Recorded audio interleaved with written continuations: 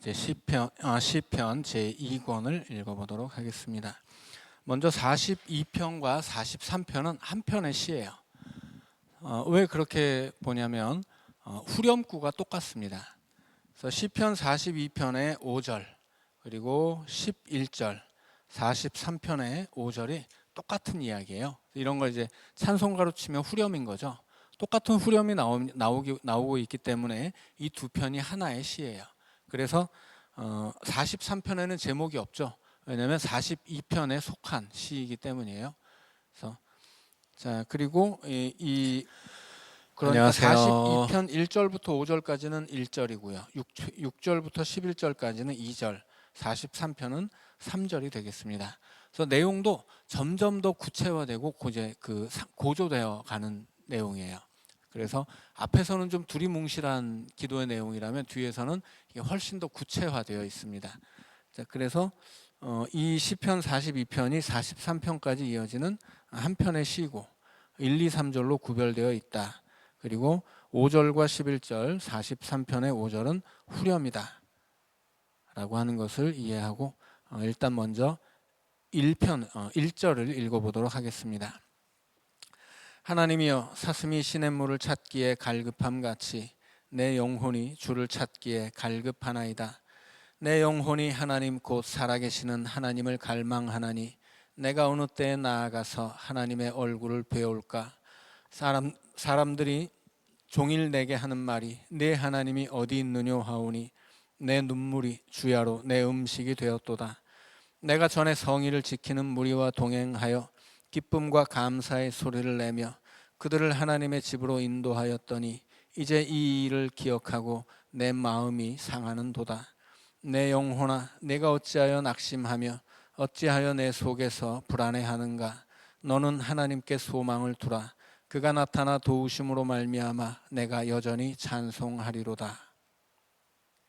자, 일단 1절에서는 구체적인 상황이 드러나지 않아요. 그냥 시인이 하나님을 갈망하고 있습니다.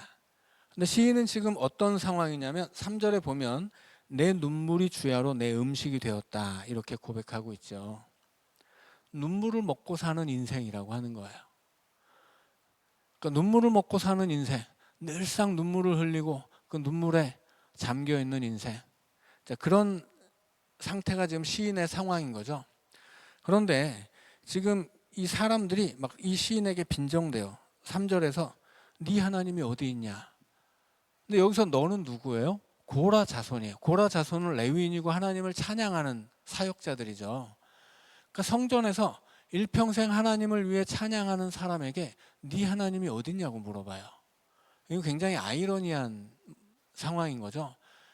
평생 하나님의 성전에서 하나님을 찬양해야 되는 사람에게 네 하나님이 어딨냐고 그래요. 그러니까 이 사람은 하나님을 찬양해야 하는 사람이지만 하나님과 함께 있지 않은 거죠.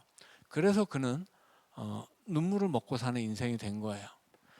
자, 그런 그 인생을 살아가고 있는데 4절에서 이렇게 이야기하죠. 내가 옛날에는 성의를 지키는 무리와 동행하며 기쁨과 감사의 소리를 내며 그들을 하나님의 집으로 인도했다. 이게 뭐냐면 레위인이 했던 일들이에요.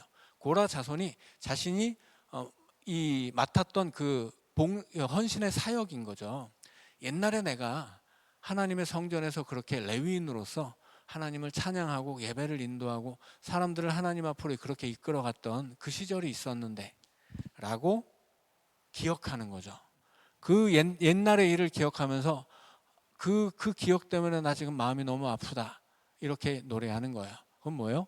지금은 그러지 못하고 있다는 뜻이죠. 왜 그런지는 아직 안 나와요. 이제 뒤에 나옵니다. 그래서 1절에는 구체적인 상황은 나오지 않고 그저 눈물을 먹고 사는 시인의 인생, 그리고 그것은 바로 하나님이 없기 때문이고 하나님이 없기 때문에 이 시인은 마치 시냇물을 찾는 사슴처럼 하나님을 갈망하고 있다. 그런 이야기예요. 자, 2절을 읽습니다. 6절입니다. 내 하나님이여, 내 영혼이 내 속에서 낙심이 되므로 내가 요단 땅과 헤르몬과 미살산에서 주를 기억하나이다. 주의 폭포 소리에 깊은 바다가 서로 부르며 주의 모든 파도와 물결이 나를 휩쓸었나이다. 낮에는 여호와께서 그의 인자하심을 베푸시고 밤에는 그의 찬송이 내게 있어 생명의 하나님께 기도하리로다. 내 반석이신 하나님께 말하기를 어찌하여 나를 잊으셨나이까. 내가 어찌하여 원수의 압제로 말미암아 슬프게 다니나이까 하리로다. 내 뼈를 찌르는 칼같이 내 대적이 나를 비방하여 늘 내게 말하기를 네 하나님이 어디 있느냐 하도다. 내 영혼아, 내가 어찌하여 낙심하며 어찌하여 내 속에서 불안해하는가. 너는 하나님께 소망을 두라. 나는 그가 나타나 도우심으로 말미암아 내 하나님을 여전히 찬송하리로다. 아멘. 자, 6절에서 시인은 내 마음이 낙심되어 있습니다, 그렇게 얘기해요. 낙심되어 있는 이유가 뭐냐면 내가 요단 땅과 헤르몬과 미살산에서 주를 기억하기 때문이에요. 레위인은 어디에 있어야 돼요? 성전에 있어야 돼요. 예루살렘에 있어야 되는 사람인 거죠. 예루살렘에 있어야 되는 사람이 지금 어디에 있어요? 요단 땅, 요단강 건너편에 이방인의 땅이에요. 헤르몬산, 헤르몬은 이스라엘 북쪽에 있는 이방 땅입니다. 미살산, 미살산은 어딘지 몰라요. 그러나 앞에 두 장소가 이방 땅이었죠. 예루살렘이 아니에요. 그래서 지금 시인은 예루살렘에 있어야 하는 레위인인데 예루살렘을 떠나 있는 거예요. 그리고 예루살렘을 떠나 있기 때문에 자신이 성전에서 맡았던 찬양의 사역을 못하고 있는 거죠. 그래서 그는 주의 폭포 소리에 깊은 바다가 서로 부르며 주의 모든 파도와 물결이 나를 휩쓸었나이다, 이렇게 고백하는 거예요. 깊은 바다, 여기서 깊음이라고 하는 것은 태훔이에요. 이건 어디에 나오는 말이냐면 창세기 1장 1절에 나와요. 창조 이전에 깊은 어둠이 나오죠. 그 깊음이에요. 그러니까 지금 이 시인은 굉장히 절망의 그 바다 속에 있다라고 하는 거예요. 절망의 바다에 삼켜져서 깊은 바다가 서로 부른다. 이건 뭐냐면 지금 자기가 그 깊은 바다에 휩싸여 있다는 이야기예요. 그래서 모든 파도와 물결이 나를 휩쓸었습니다. 내가 거기 지금 휩쓸려 다니고 있습니다. 그 절망의 파도에 내가 지금 휩쓸려서 이리저리 굴러다니고 있습니다. 그런 이야기예요.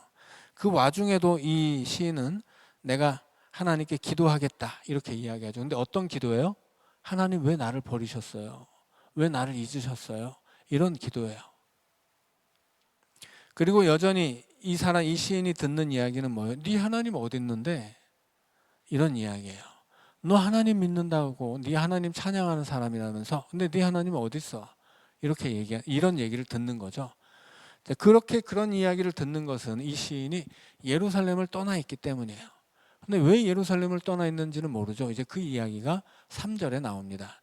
이제 이 시의 3절이 결론인데 결론 부분에 가서 이제 구체적으로 이 시인이 어떤 상황인지, 왜 마음이 아픈지, 그래서 내가 어떻게 해야 할 것인지, 이 이야기를 이제 쭉 하고 있는 거예요. 자, 43편 3절입니다. 자, 43편 1절입니다. 하나님이여 나를 판단하시되 경건하지 아니한 나라에 대하여 내 송사를 변호하시며 간사하고 불의한 자에게서 나를 건지소서. 주는 나의 힘이 되신 하나님이시거늘 어찌하여 나를 버리셨나이까. 내가 어찌하여 원수의 억압으로 말미암아 슬프게 다니나이까. 주의 빛과 주의 진리를 보내시어 나를 인도하시고 주의 거룩한 산과 주께서 계시는 곳에 이르게 하소서. 그런즉 내가 하나님의 제단에 나아가 나의 큰 기쁨의 하나님께 이르리이다. 하나님이여, 나의 하나님이여, 내가 수금으로 주를 찬양하리이다. 내 영혼아, 네가 어찌하여 낙심하며 어찌하여 내 속에서 불안해하는가.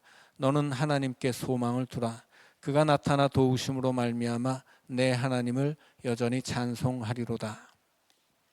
자, 1절에서 지금 시인은 경건하지 아니한 나라를 이야기하죠.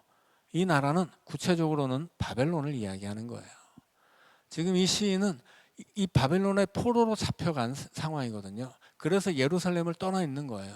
예루살렘을 떠나는 길이 어디예요? 그것이 앞에서 나왔던 요단 땅과 헤르몬과 미살산이에요. 그래서 예루살렘에 있어야 하는 시인이 이 가나안 땅에 머물러야 하는 하나님의 백성이 바벨론에게 멸망을 당하고 끌려간단 말이에요.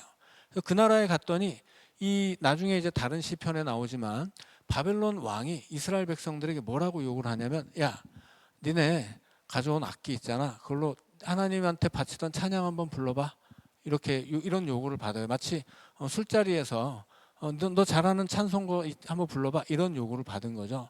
그래서 이스라엘 백성들은 바벨론 강가의 나무에 우리 악기를 다 걸어놨다, 이렇게 노래합니다.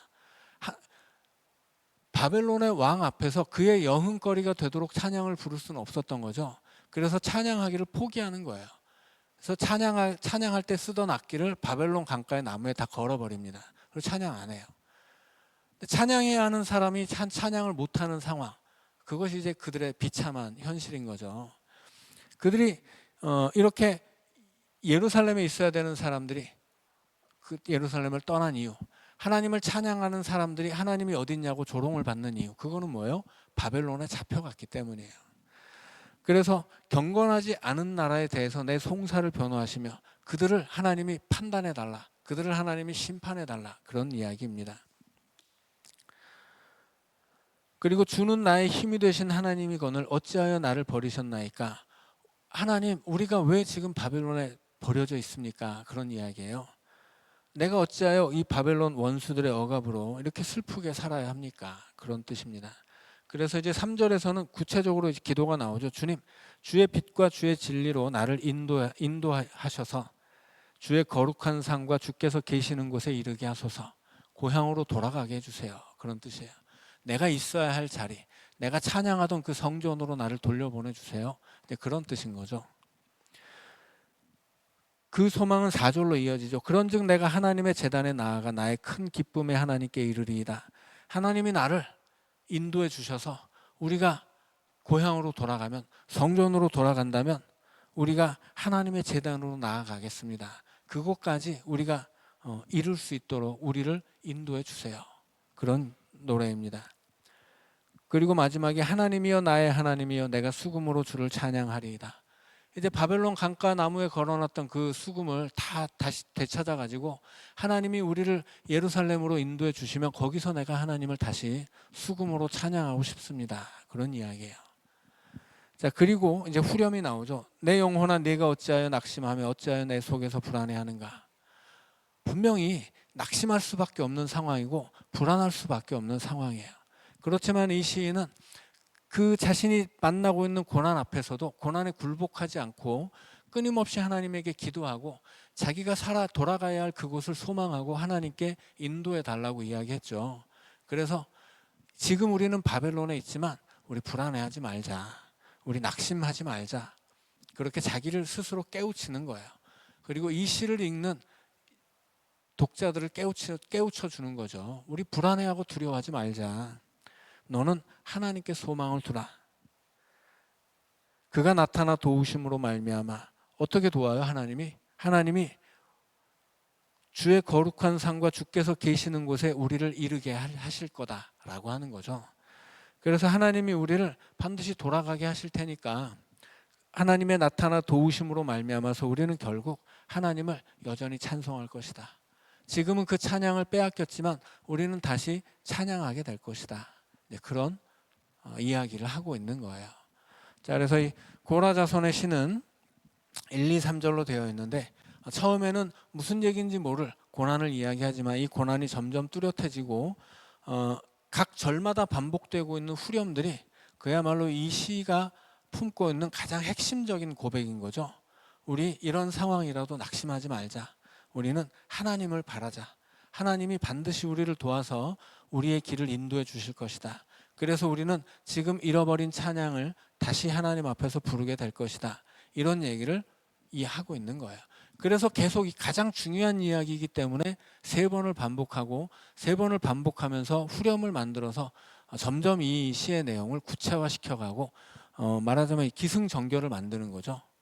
기가 1절이라면 승이 2절이고 3절이 이제 전이고 그 다음에 후렴이 결이에요. 그렇게 이 시의 내용을 좀 파악하고 읽으면 이 1, 2, 3절을 쭉 읽으면 굉장히 감동적인 시가 되는 거죠. 자, 이제 시편 44편으로 넘어가겠습니다. 역시 고라 자손의 시이고요. 49편까지 계속 고라 자손의 시가 이어지고 있어요. 이 고라 자손의 시는 그렇게 고난의 상황과 또 하나님의 도우심을 계속 이제 간구하고 있습니다. 44편 읽어보도록 하겠습니다. 하나님이여, 주께서 우리 조상들의 날 곧 옛날에 행하신 일을 그들이 우리에게 일러주매 우리가 우리 귀로 들었나이다. 조상들에게 물려받은 신앙의 이야기를 하는 거죠.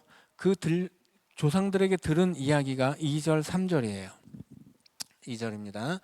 주께서 주의 손으로 뭇 백성을 내쫓으시고 우리 조상들을 이 땅에 뿌리박게 하시며 주께서 다른 민족들은 고달프게 하시고 우리 조상들은 번성하게 하셨나이다. 그들이 자기 칼로 땅을 얻어 차지함이 아니요 그들의 팔이 그들을 구원함도 아니라 오직 주의 오른손과 주의 팔과 주의 얼굴의 빛으로 하셨으니 주께서 그들을 기뻐하신 까닭이니이다. 자, 그들이 조상들에게 들었던 내용은 뭐예요? 하나님이 은혜를 베푸셔서 이 약속의 땅을 차지하고 그 과정에서 저 강대한 이방 족속들을 다 물리칠 수 있었다 하는 거예요. 그런데 이것은 우리 조상들이 한 일이 아니고 하나님이 우리 조상들을 기뻐하셔서 해주신 일이다, 이런 거죠. 자, 그렇다면 그 다음에 나오는 이야기는 뭐겠어요? 그러면 그 하나님이 오늘도 우리 하나님이니까 우리를 도와주실 것이다, 이런 내용이에요. 그게 4절부터 8절까지 이야기입니다. 4절입니다. 하나님이여, 주는 나의 왕이시니 야곱에게 구원을 베푸소서. 우리가 주를 의지하여 우리 대적을 누르고 우리를 치러 일어나는 자를 주의 이름으로 밟으리이다. 나는 내 활을 의지하지 아니할 것이라 내 칼이 나를 구원하지 못하리이다. 오직 주께서 우리를 우리 원수들에게서 구원하시고 우리를 미워하는 자로 수치를 당하게 하셨나이다. 우리가 종일 하나님을 자랑하였나이다. 우리는 하나님의 이름에 영원히 감사하리이다. 자, 들었던 얘기가 있죠. 하나님 좋으신 분이에요.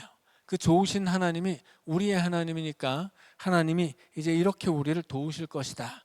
나는 내 힘을 의지하지 않고 난 하나님만 의지한다. 그렇게 노래했었죠. 그런데 9절부터 16절까지는 이 고라 자손들이 처하고 있는 그들의 현실이에요. 그들의 현실은 그들이 들었던 이야기나 그들이 고백했던 믿음과는 또 다른 것이었다라고 하는 거죠. 자, 9절입니다.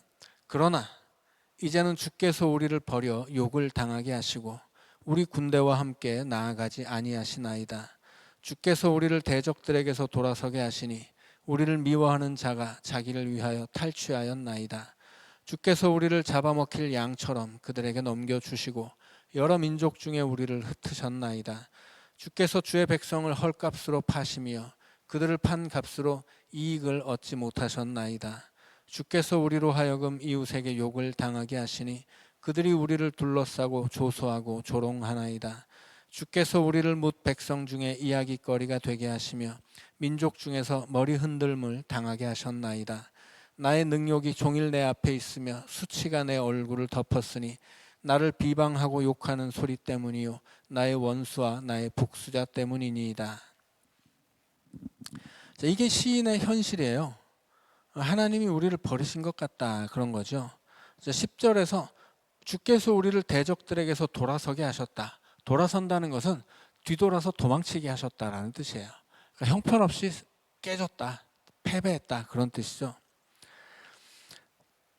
자, 12절에서 주께서 주의 백성을 헐값으로 파셨다, 이렇게 이야기해요.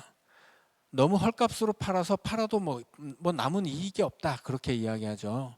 너무나 쉽게 이스라엘이 멸망하고 그렇게 우리가 이방인들에게 패배했다, 그런 이야기입니다. 자, 그리고 14절에서 민족 중에서 머리 흔들림을 당하게 하셨나이다. 자, 머리 흔들림을 당한다는 것은 조롱을 당한다는 뜻이에요. 자, 십자가 밑에서 예수님이 십자가에 매달렸을 때도 그 밑에서 머리를 흔드는 사람들이 있었다고 복음서가 기록하죠. 머리를 흔드는 거는 우리식으로 하면 혀를 낼름낼름 거리면서 약 올리는 거예요. 그래서 뭇 백성들에게 머리 흔들림을 당했다. 그런 건 저놈들이 아주 머리를 흔들면서 우리를 조롱하고 있다, 이제 그런 뜻입니다. 이게 시인의 이제 현실이죠. 이제 17절부터는 하나님에게 구원을 이제 구원해 달라고 이제 이야기합니다. 자, 17절부터 또 끝까지 읽겠습니다. 이 모든 일이 우리에게 임하였으나 우리가 주를 잊지 아니하며 주의 언약을 어기지 아니하였나이다. 우리의 마음은 위축되지 아니하고 우리 걸음도 주의 길을 떠나지 아니하였으나 주께서 우리를 승냥이의 처소에 밀어 넣으시고 우리를 사망의 그늘로 덮으셨나이다. 우리가 우리 하나님의 이름을 잊어버렸거나 우리 손을 이방 신에게 향하여 폈더면 하나님이 이를 알아내지 아니하셨으리이까. 무릇 주는 마음의 비밀을 아시나이다. 우리가 종일 주를 위하여 죽임을 당하게 되며 도살할 양같이 여김을 받았나이다. 주여 깨소서. 어찌하여 주무시나이까. 일어나시고 우리를 영원히 버리지 마소서. 어찌하여 주의 얼굴을 가리시고 우리의 고난과 압제를 잊으시나이까. 우리 영혼은 진토 속에 파묻히고 우리 몸은 땅에 붙었나이다. 일어나 우리를 도우소서. 주의 인자하심으로 말미암아 우리를 구원하소서. 자, 이게 고난의 현실을 마주한 고라 자손의 시죠. 이 기도인데 17절부터 22절까지는 그냥 원망 같아 보여요. 하나님한테 막 원망하죠. 하나님, 우리가 언약 어기지 않았습니다. 우리는 고난 앞에서도 마음이 위축되지 않습니다. 왜냐하면 우리가 주의 길을 떠나지 않았기 때문입니다. 우리는 지금 믿음 지켜서 똑바로 살고 있다는 거예요. 그런데 하나님이 왜 우리를 승냥의 처소에 밀어놓고 왜 우리를 사망의 그늘로 덮으십니까? 우리가 하나님의 이름을 잊어버렸다거나 뭐 이방신에게 우상 숭배를 했다면 하나님 그거 모르셨겠습니까? 하나님 다 아신다는 거예요. 그래서 무릇 주는 마음의 비밀을 아시나이다. 하나님 마음의 비밀을 아시죠? 이게 무슨 얘기예요? 하나님 우리 마음 아시잖아요. 내 마음에 있는 그 믿음이 흔들리지 않고 우리가 여전히 하나님의 신실한 백성으로 살아가고 있는 건 알지 않습니까? 그런데 우리가 지금 왜 이렇게 살고 있습니까? 이런 원망이에요. 이 원망을 뭐 다르게 해석하는 신학자들도 많아요. 이건 사실 뭐 원망이 아니다. 원망처럼 보이는 뭐 하나님에 대한 신뢰고 뭐 도움의 요청이다 이렇게 얘기하지만 그냥 뭐 보면 원망이잖아요. 저는 뭐 이거를 에둘러서 다르게 표현하는 것보다는 그냥 원망이라고 보는 것도 좋다고 생각해요. 왜냐하면 우리도 원망할 때가 있잖아요. 내가 하나님을 원망한다는 것은 그것 자체가 불신앙이 아니에요. 우리는 하나님에게 기대하기 때문에 실망하는 거거든요. 하나님에게 간구했는데 들어주시지 않으니까 낙심하는 거예요. 그래서 원망이 나오는 거예요. 그러니까 원망이라고 하는 것은 어떤 면에서는 내가 하나님을 붙잡고 이렇게 원망을 쏟아낸다라고 하는 것은 아직까지는 다른 것을 붙잡지 않았다는 뜻이에요. 이 시인은 그렇게 얘기하죠. 하나님, 우리가 다른 우상한테 손 벌렸으면 하나님 모르시겠습니까? 이렇게 얘기하잖아요. 지금 이 고라 자손들은 하나님을 원망하면서도 하나님을 버리거나 다른 원망하지 않았던 이방신들을 붙잡고 있는 게 아니에요. 그냥 계속 하나님만 붙잡고 하나님만 믿으면서 하나님이 자기들의 삶을 돌아보지 않는 것 같으니까 하나님께 원망을 하는 거예요. 근데 우리는 원망을 가지고도 하나님 앞에 나와야 되는 거예요. 그러니까 우리가 아프면 아야 소리가 나지 하나님 감사합니다 소리가 먼저 나오겠어요? 아니거든요. 아프면 아야 소리가 먼저 나오는 거예요. 힘들면 아이고 죽겠다 소리가 나오는 거죠. 그 얘기를 가지고도 하나님 앞에 나오라는 거예요. 그러니까 내가 하나님 앞에 어떻게 감사만 해요? 내 마음에 원망이 쌓여 있는데 그러면 감사하기 전에 일단 그 원망을 하나님께 내려놓아라 하는 거죠. 그래서 내가 다른 것을 의지하지 않고 하나님만 붙잡고 있으니 원망도 하나님밖에 드릴 데가 없는 거예요. 그래서 하나님 이거 뭡니까? 하박국도 그렇게 원망하잖아 하나님 앞에. 아니 세상이 이렇게 악해도 되는 겁니까? 하나님 악한 놈들이 저렇게 잘 살아도 이게 제대로 된 세상입니까? 그렇게 원망하거든요. 원망하는 것은 그가 하나님을 믿지 않아서가 아니에요. 하나님을 믿기 때문에 원망하는 거죠. 믿어왔기 때문에. 그래서 원망조차도 하나님 앞에 드리는 기도가 된다는 거예요. 내가 도저히 감사할 수 없을 때는 기도를 안 해야 되는 것이 아니라 감사하지 못하는 마음으로 기도를 해야 되는 거예요. 내가 너무 힘들어서 죽겠어서 하나님 앞에 낙심될 때도 있는데 그렇다고 해서 찬양을 포기해서는 안 되는 거죠. 그냥 그 원망하는 마음으로 하나님께 찬양을 불러도 되는 거예요. 중요한 것은 내가 하나님을 붙잡고 있는 거예요. 우리가 무슨 얼마나 믿음이 대단하다고 늘 감사하고 늘 찬양하고 늘 기뻐하고 어떻게 그렇게 하겠어요. 이 고라 자손의 원망이라고 하는 것은 바로 오늘 우리의 모습이에요. 그리고 오늘 우리는 하나님을 내가 원망스러운 하나님을 버리지 않고 그 하나님 붙잡고 계속해서 하나님 원망스럽지만 하나님이 나 도와주실 거라고 믿어요. 하나님 나로 하여금 다시 찬양할 수 있게 하시리라고 나는 믿어요. 이런 얘기를 하고 있는 거거든요. 그러니까 이것을 원망이 아니라고 굳이 말하고 싶지 않다라고 하는 거죠. 원망은 원망이에요. 그리고 원망이 있어도 불만이 있어도 불평이 있어도 다 하나님 앞에 가지고 나와서 하나님 앞에 쏟아내라고 하는 거죠. 이걸 가지고 다른 데 가서 사람한테 쏟아낸다거나 다른 신을 붙잡고 쏟아낸다거나 그냥 자기 혼자 한탄한다거나 이러면 잘못된 거죠. 그런 것은 믿음이 아니에요. 그러나 하나님 앞에 원망을 가지고 나오면 그것조차도 믿음이라고 하는 거예요. 그것은 연약한 우리가 가질 수밖에 없는 믿음인 거죠. 자, 그래서 이 고라 자손은 하나님 앞에 원망을 내놓습니다. 그런데 원망도 그냥 원망만 내놓는 것이 아니라 뭐라고 얘기해요? 우리는 주의 언약을 어기지 않았습니다. 그러니까 뭔 얘기를 하고 싶은 거냐면 하나님 언약에 따라서 우리를 구원해 주세요. 그런 이야기예요. 근데 실은 고라 자손 이 시인 자체는 이 시인 혼자서는 언약을 어기지 않았을지도 모르죠. 그러나 이스라엘 백성 전체를 보면 어때요? 언약을 어겼어요. 그럼에도 불구하고 하나님은 언약의 관계를 넘어선 은총을 베풀어 주시거든요. 이 시인이 기대하고 있는 것은 바로 그거죠. 이 시인이라고 해서 자기 민족이 왜 멸망했는지를 모르겠어요. 다 알고 있죠. 내가 열심히 하나님 찾아도 다른 사람들 안 찾는 걸 알고 있단 말이에요. 그럼에도 불구하고 하나님께 은총을 요구하는 거예요. 하나님의 은총은 내가 하나님을 믿기 때문에 베풀어지기도 하지만 설사 내가 하나님 믿는 믿음을 버렸다고 해도 주어지는 거예요. 왜냐하면 하나님의 은총은 그 믿음, 내가 가진 믿음보다 더 강하니까, 내 죄악보다 더 강하기 때문이죠. 그러니까는 하나님이 가지고 있는 원칙은 뭐예요? 보응이에요. 그러나 하나님이 우리에게 베풀어 주신 은혜는 뭐예요? 그 보응, 그 원칙을 넘어서는 은혜예요. 하나님이 원칙만 주장하고 원칙대로만 하면 은혜라는 건 없는 거죠. 그냥 그거는 대가이고 거래예요. 그러나 하나님은 원칙을 넘어서는 은혜를 베풀어 주신다라고 하는 거예요. 그래서 우리는 하나님의 원칙을 알기 때문에 그 원칙에 나를 맞추어 가려고 해요. 근데 내가 끝까지 맞추지 못하는 원칙이 있을 때 우리는 결국 하나님 앞에 은혜를 구할 수밖에 없는 거예요. 이 앞에서도 시인이 내가 하나님 죄가 머리털보다 많아서 낙심합니다. 그렇지만 내게 은혜를 베풀어 주세요. 이게 기본적인 하나님과의 관계예요. 우리는 하나님과 하나님 앞에서 하나님과 나 사이에 어떤 원칙을 지키려고 많이 노력을 해야 돼요. 하나님의 원칙이 보응이라는 것을 알고 그 보응에 합당한 좋은 보응을 받을 수 있도록 선을 행해야 되고 믿음을 가져야 되고 하나님 뜻대로 살려고 애써야 돼요. 그런데 그것이 안 될 때도 있죠. 나의 부족함도 있지만 세상의 악함, 나에게 닥쳐오는 어떤 어려움과 고난, 나로서는 불가항력적인 어떤 상황들, 이런 것들이 나의 원칙을 찍어 누르는 힘이라는 거예요.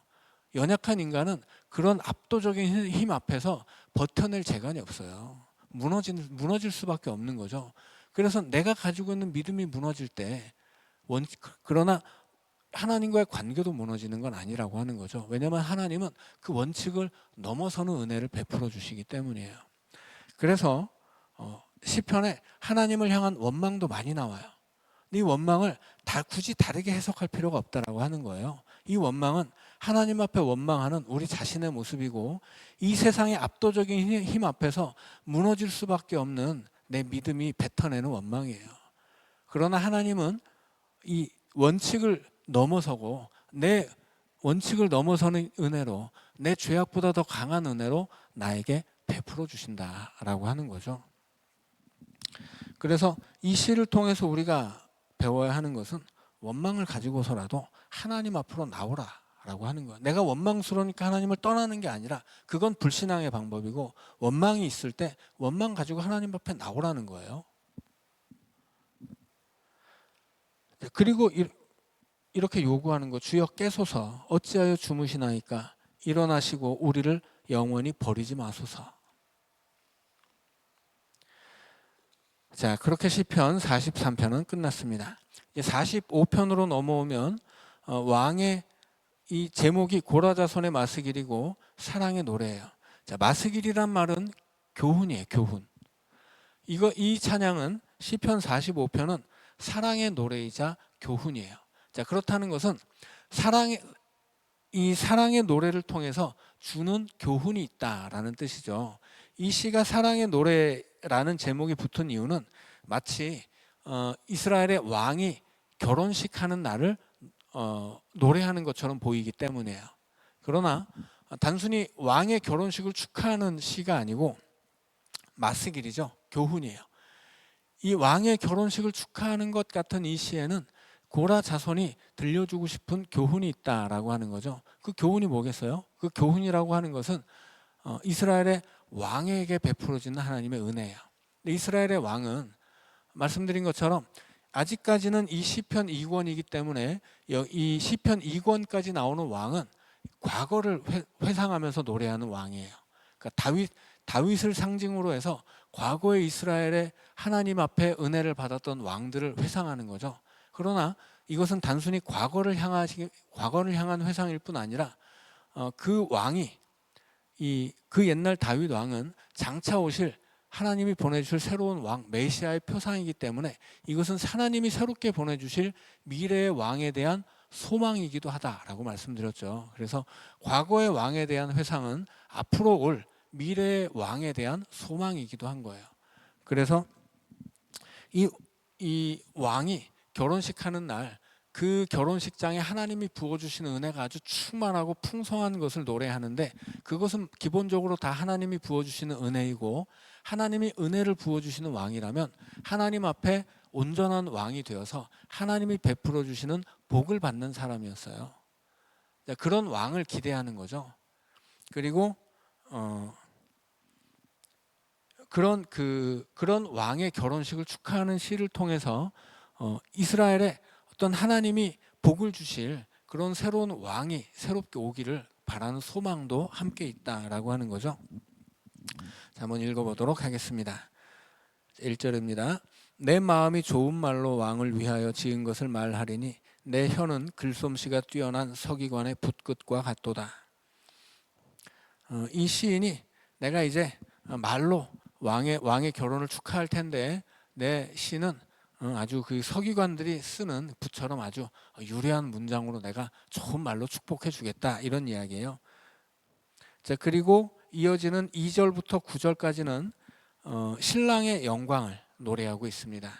그리고 10절부터 15절까지는 그 신랑인 왕의 신부를 노래하고 있어요.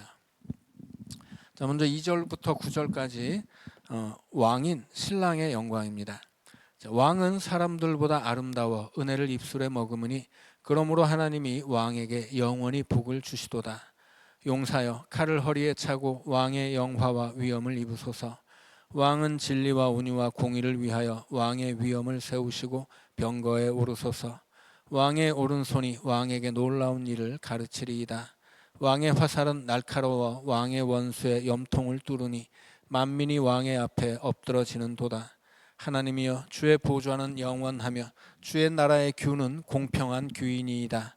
왕은 정의를 사랑하고 악을 미워하시니 그러므로 하나님 곧 왕의 하나님이 즐거움의 기름을 왕에게 부어 왕의 동료보다 뛰어나게 하셨나이다. 왕의 모든 옷은 모략과 침향과 육개의 향기가 있으며 상하궁에서 나오는 현악은 왕을 즐겁게 하도다. 왕이 가까이 하는 여인들 중에는 왕들의 딸이 있으며 왕후는 오빌의 금으로 꾸미고 왕의 오른쪽에 서도다. 자, 여기가 왕에 대한 노래입니다.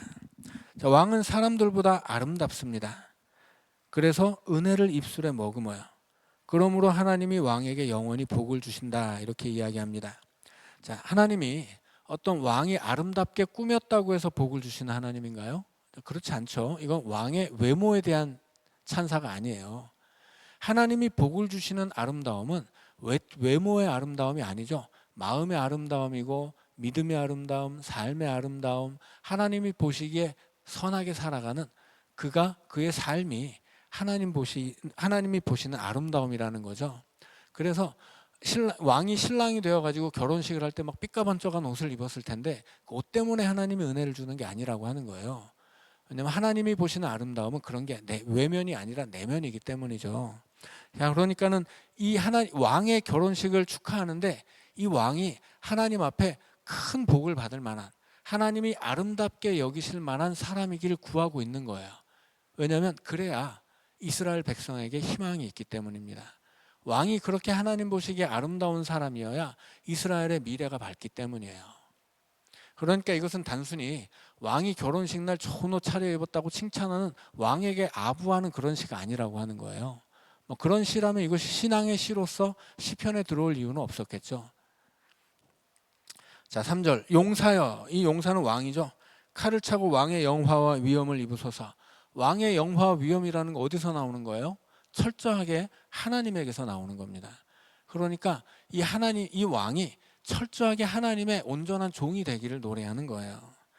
그래서 그렇게 되면 이제 왕은 진리와 온유와 공의를 위하여, 이건 하나님의 성품이죠. 왕의 위엄을 세우시고 하나님을 위하는 왕의 종이 돼, 하나님의 종으로서 왕의 위엄을 세우고 병거에 오르라, 그런 이야기예요.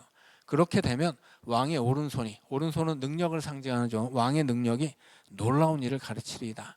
네 손으로 너 놀라운 일을 하게 될 거야, 이런 뜻입니다. 자, 왕의 화살은 날카로워 왕의 원수의 염통을 뚫으니, 염통은 심장이죠. 여튼 우리 하나님이 기뻐하시는 왕이 있다라면 그 왕의 적들은 다 죽었어, 이제 그런 뜻입니다. 자, 그리고 하나님이여 주의 보좌는 영원하며 주의 나라의 규는 공평한 규이니이다. 하나님은, 다시 하나님 얘기가 나오죠. 결국 이 시인이 노래하고 싶은 것은 왕의 호화찬란한 결혼 예식이 아니에요. 그 왕의 결혼 예식이 풍성하고 아름답게 보일 수 있는 하나님의 은혜인 거죠. 자, 그래서 하나님을 노래하는데 하나님이 어떤 하나님이에요? 그 보좌가 영원하고 주의 나라의 규는 공평한 규예요. 규라고 하는 것은 왕이 들고 있는 그 지팡이, 지도력을 상징하는 지팡이를 규라고 불러요. 근데 이 규가, 하나님의 규는 공평해요. 공평하다는 것은 뭐예요? 이스라엘 왕이라고 해서 봐주는 게 아니다라고 하는 거예요. 이방 왕이라고 해서 안 봐주는 게 아니라고 하는 거죠. 하나님 앞에서 하나님은 언제나 공평한 추를 가지고 계셔요. 그래서 인과응보에 따라서 보응에 따라 보응하시는 거죠. 선한 놈에게는 선하게, 악한 놈에게는 악하게. 자, 그래서 하나님은 공평해요. 그렇다면 우리는 어떻게 해야 돼요? 하나님이 정의를 사랑하고 악을 미워하는 것처럼 왕도 정의를 사랑하고 악을 미워해야 되는 거죠. 그게 7절의 이야기예요. 그래서 왕이 하나님 앞에 온전하고 의로운 사람이 되어서 왕도 정의를 사랑하고 악을 미워해야 돼요. 왕 됐다고 해서 막 악을 행하고 자기 마음대로 살면 안 되는 거죠. 그렇게 하면 하나님이 즐거움의 기름을 부어줄 것이다. 왕의 동료보다 뛰어나게 하셨다. 왕의 동료는 누구예요? 왕이죠. 다른 나라의 왕들이에요. 자, 그래서 9절에 보면 왕이 가까이 하는 여인들 중에 왕들의 딸이 있어요. 다른 나라의 공주죠. 다른 나라의 공주를 왕이 신부로 맞이해요. 그런데 이것은 단순히 이방 민족의 딸을 신부로 맞이했네, 이런 얘기가 아니죠.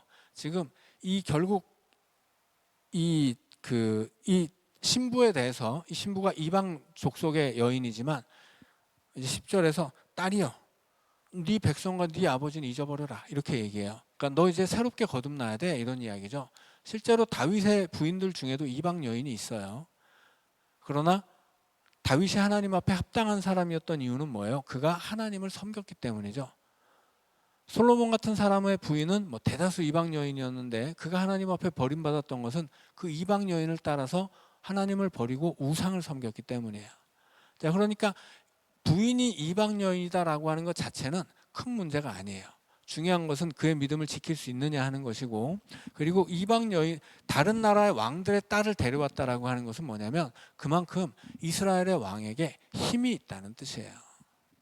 그래서 이 고라 자손의 시인은 그렇게 우리의 왕에게 힘이 있어서 다른 나라 왕들이 딸을 바칠 정도가 됐으면 좋겠다.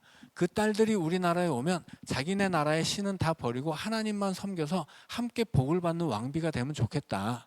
이런 이야기를 하고 있는 것입니다. 자, 10절입니다. 10절부터 15절까지는 왕의 신부에 대한 노래예요. 10절입니다. 딸이여, 듣고 보고 귀를 기울일지어다. 내 백성과 내 아버지의 집을 잊어버릴지어다. 그리하면 왕이 내 아름다움을 사모하실지라. 그는 내 주인이시니 너는 그를 경배할지어다. 두로에 따른 예물을 드리고 백성 중 부한 자도 내 얼굴 보기를 원하리로다. 왕의 딸은 궁중에서 모든 영화를 누리니 그의 옷은 금으로 수놓았도다. 수놓은 옷을 입은 그는 왕께로 인도함을 받으며 시종하는 친구 처녀들도 왕께로 이끌려 갈 것이라. 그들은 기쁨과 즐거움으로 인도함을 받고 왕궁에 들어가리로다. 이것이 신부에 대한 노래죠. 그래서 이 왕의 신부가 된 이 다른 나라 왕의 딸에게 이제 너네 백성들이 아버지 집은 잊어버리고 이제 왕과 함께 하나님만 잘 섬기자. 그러면 너에게 두로의 딸들이 예물을 드리고 백성 중에 부한 자들도 너를 잘 섬겨줄 것이다. 그런 이야기죠. 자, 그래서 결정적으로 이제 11절에 그리하면 왕이 내 아름다움을 사모하실지라. 예를 들어서 이제 다윗이 사울의 장녀 미갈을 신부로 맞이하죠. 근데 이 미갈이 다윗이 하나님 언약궤를 가져오는 길에서 막 춤추다 옷이 벗겨졌는데 도대체 왕 체면이 있지 너 지금 뭐 하는 짓이냐고 막 화를 내고 막 욕을 하잖아요. 그래서 그 이후로 이 미갈과 이제 다윗은 영 멀어져서 다시는 이제 동침하지 않았다. 이제 그런 이야기를 하죠. 그러니까 이 다윗이 그때 얘기했던 것이 내가 왕이라도 나는 하나님의 종인데 내가 그렇게 하나님을 찬양하며 옷이 벗겨졌다고 한들 그게 무슨 내 체면을 해치는 일이냐. 이제 이런 이야기였어요. 미갈의 이야기는 네가 왕인데 무슨 하나님 그렇게 찬양하냐. 네 체면이나 좀 챙겨라. 이런 얘기였죠. 그래서 이 시인도 그런 얘기를 하는 거예요. 네가 네 백성 잊어버리고 네 아버지 집 잊어버리고 왕 따라서 하나님 잘 섬기는 왕비가 되면 너 왕한테 사랑받을 거야. 그런 얘기를 하는 거죠. 그런 왕비가 되면 이 나라가 그렇게 네가 영화를 얻을 뿐 아니라 이 나라도 너를 통해서 복을 받을 것이고, 이제 16절 17절은 왕의 아들들에 관한 이야기예요. 이 하나님이 아름답게 보시는 왕을 따라서 하나님을 섬기는 왕비, 그들의 아들들이 그들 부모로부터 신앙을 물려받고 또 계속 형통하게 될 것이다. 이 왕권이 끊어지지 않을 것이다. 이제 그런 이야기입니다. 16절입니다. 왕의 아들들은 왕의 조상들을 계승할 것이라. 왕이 그들로 온 세상의 군왕을 삼으리로다. 내가 왕의 이름을 만세에 기억하게 하리니 그러므로 만민이 왕을 영원히 찬송하리로다. 내가 왕의 이름을 만세에 기억하게 한다. 이것은 시인이 시를 통해서 그렇게 계속 왕을 노래하겠다. 이제 그런 얘기죠. 왕의 조상들을 계승할 것이다. 이스라엘 안에서 왕하면 대표하는 사람은 다윗이죠. 그리고 다윗에게 하나님이 주신 언약이 있어요. 그래서 이스라엘의 역사는 그 다윗 언약을 계승하는 역사이죠. 그 언약 속에서 이제 이 세상의 모든 왕들의 왕이신 예수 그리스도가 오시는 거고요. 그래서 이 시는 그렇게 왕을 노래하는 것 같고 왕의 결혼식을 축하하는 시 같지만, 그러나 그 왕이 하나님이 보시기에 아름다운 왕이 될 것을 노래하고, 왕에게 시집오는 부인도 왕을 따라서 하나님을 잘 믿는 왕비가 되어서 그 자녀들도 하나님께 복을 받고 그 왕권이 영원해지기를, 그래서 이스라엘이 이 하나님 앞에 온전한 왕가를 통해서 부흥하고 새로운 미래가 있기를 노래하고 있는 것입니다. 여러분들이 잘 모르는 45편 같은 경우는 뭐 한 번도 안 읽어본 분들도 있을 것 같아요. 왜냐하면 이런 것들은 설교 시간에 하기가 참 애매한 주제라서 들어보기 어려우셨을 것 같아서 좀 설명이 긴 바람에 오늘은 몇 편 읽지를 못하고 이제 시간이 많이 지나갔습니다. 오늘 여기까지 하고 또 다음 주에 46편부터 읽어가도록 하겠습니다. 우리 기도하고 마치죠. 사랑의 하나님, 시편을 읽어가며 이렇게 하나님을 찬양했던 시인들의 마음, 또 그들의 믿음을 배우기 원합니다. 하나님, 이 시편을 통하여 우리의 믿음이 더욱 깊어지게 하시고 우리도 하나님을 찬양하는 믿음의 시인들로 살게 하여 주옵소서. 예수님 이름으로 감사하며 기도하옵나이다. 아멘.